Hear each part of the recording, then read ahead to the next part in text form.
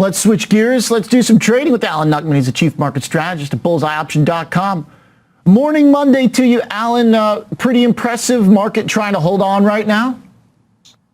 Well, we all knew that was coming. We all knew there was going to be some sort of profit-taking pullback after a 20% straight-up move in 2 months. Everybody was just trying to on holiday. And what's interesting is the volume wasn't that significant. It was about the same volume for the New York Stock Exchange and the NASDAQ as we had the Friday before. So now we want to see how the markets react after this action. And one day doesn't make a market, one day doesn't break a market, in my opinion. Okay. Hey, somebody missed the memo, I guess, Alan, with this big sell-off that we got.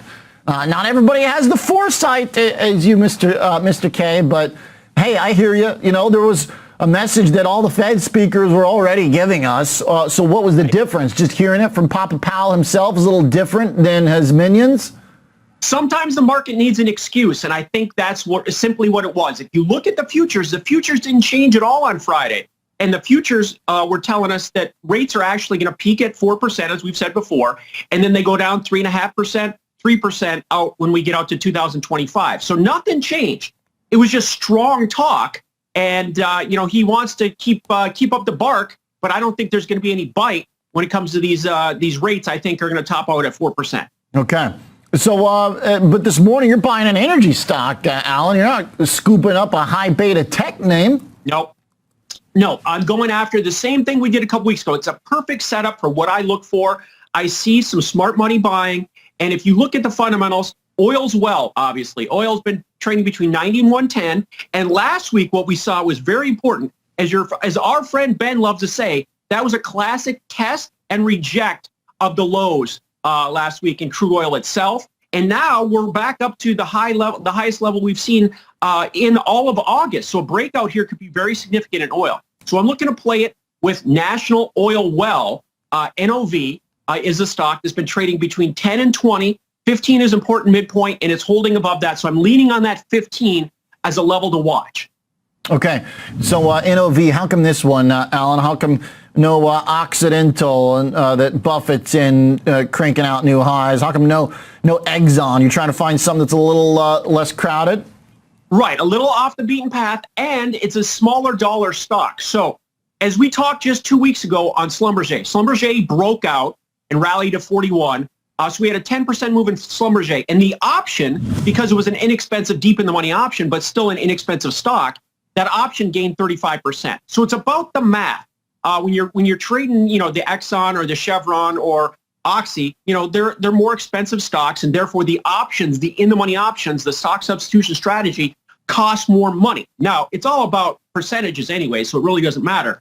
But looking at this stock, I'm looking at the January 15 call, which is $4 in the money, trading for about $4.75. So my expiration break even is 75 cents higher. This sideways channel here for the year, breakout of that targets 30 up above. So this option has a delta of about 75%.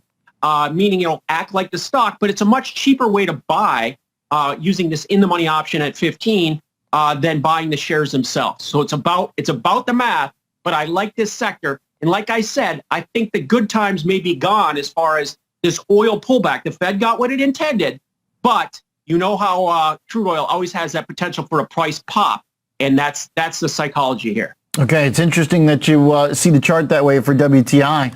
As it is having a nice session here so far, 3% back above 95. If this thing makes another run, is that going to be a problem here for the rest of the market? Is that why you want to target those specifically tied to crude? Because generally, stocks haven't liked WTI making highs. Not necessarily. I know that's the go-to thought. But for me, I use crude oil as a barometer of the economy. And crude oil is strong. Typically, the economy is strong, and that's what causes the demand. Okay. So we're still hanging. We're below the $100 level. We were at the $100 level for 5 years, from 2010 to 2015. So, and the stock market continued to go higher. So I think there's a lot of potential here. And the fact that crude's down here near its lows, range lows anyways, for me, it's about risk reward, and I like the setup, and I like the in-the-money option play, just like we did on Schlumberger. It's the same kind of thing. Okay. Alan, thanks. Appreciate it. Always like the insight for the trade. thought process here. I can follow along with. Crude oil looking pretty good. NOV, oil wells, or as Alan put it, oil's well. I think that was a good energy pun, I'm pretty sure. All right. By the way, we last week saw the breakout on Occidental. Exxon pushing back to the highs, so Alan's strategy here of looking for the sector seems to be working. When we get back, let's talk with a publicly traded turnaround stock picking team at 180.